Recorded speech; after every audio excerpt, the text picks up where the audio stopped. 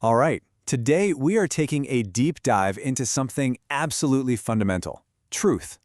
We're going to be exploring a really powerful piece of writing that argues truth isn't just a nice idea, it's the bedrock of, well, everything. So let's get right into it. The author kicks things off with this, and wow, it's a powerful statement. The point is, you don't just find a belief you like and then try to decorate it with facts that seem to fit. No, it's the other way around. Truth has to be the solid ground you build your beliefs on in the first place. This idea right here really sets the stage for everything else.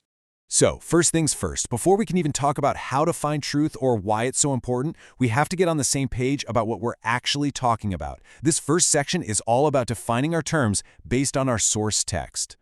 Now, what I find so interesting here is how precise this definition is.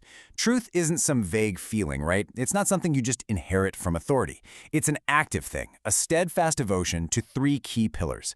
First, just plain old facts. Second, proofs that you can actually check and test for yourself. And third, evidence that you weigh using logic and reason, not just because of who's presenting it. And that leads us to a really crucial point. This whole pursuit of truth, it's not a passive activity. It's not easy. You can think of it like a workout for your brain. The text says it requires a discipline of mind, which means you literally have to train yourself to think in a specific, rigorous way. So what does this mental workout actually look like?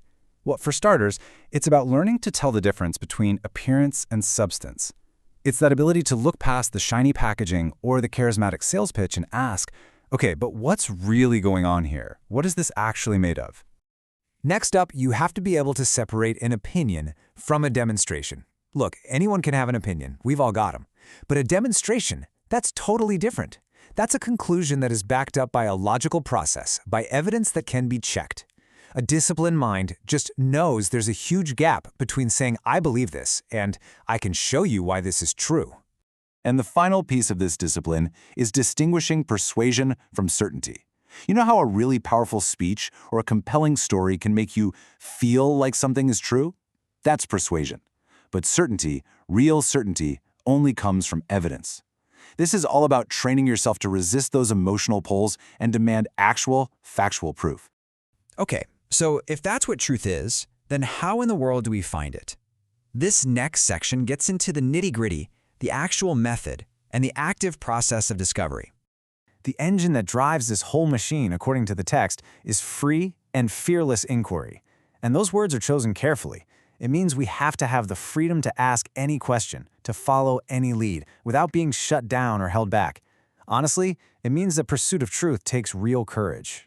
But here's the thing. That fearless inquiry is constantly under attack. This slide lays out the 5 big chains that can tie it down. You've got fear of what you might find. You've got your own personal prejudice. There's custom, the comfort of, we've always done it this way. There's power from authority figures who don't want to be questioned. And finally, there's our own raw passion and emotion. A real truth seeker has to be on guard against all of these all the time. Now I know what you might be thinking. This all sounds a little abstract, a little philosophical, right? Well, this next section brings it all crashing down into the real world. This isn't just some intellectual game. The author argues this has massive, life or death consequences for all of us. Just look at this chain of events. It's like a set of dominoes, and it's so powerful. It all starts with facts. The quality of our facts determines the quality of our judgments. Our judgments then drive our actions, and all of our actions together decide the future, the very fate of our society. You can see how if that first domino, the facts, is rotten, the whole structure is doomed to fall. And here's the stark warning. What happens when we mess up that foundation? The text is crystal clear. When we start neglecting evidence, when we ignore it or twist it, we don't just get bad results. We lose something much, much bigger. Our liberty itself starts to give way to superstition, to irrational fear.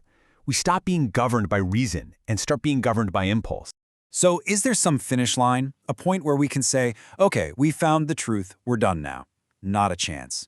As we're about to see, this whole thing is a continuous journey, a never-ending pursuit, and it demands one thing above all else: humility. I just love this quote. It completely reframes the goal, doesn't it? The point isn't to win an argument. It's not about proving you were right all along. That's just your ego talking. To truly serve truth is to care more about getting it right, even if it means admitting you were wrong. It's choosing genuine understanding over that temporary feeling of victory. And this just hits the nail on the head.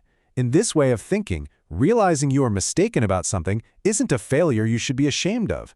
It's the opposite. It is the process of learning. Every time you acknowledge an error, you've tossed out a falsehood, and you're now one step closer to what's actually true. It is progress. So we've defined truth. We've talked about how to find it, why it matters so much, and the kind of humility it takes. This final section brings it all home and makes it deeply personal. So after laying out this entire philosophy, the author, Cletus W., ends with this unbelievably powerful, personal statement. You realize this isn't just an academic paper for him. It's a personal creed. It's the purpose of his life.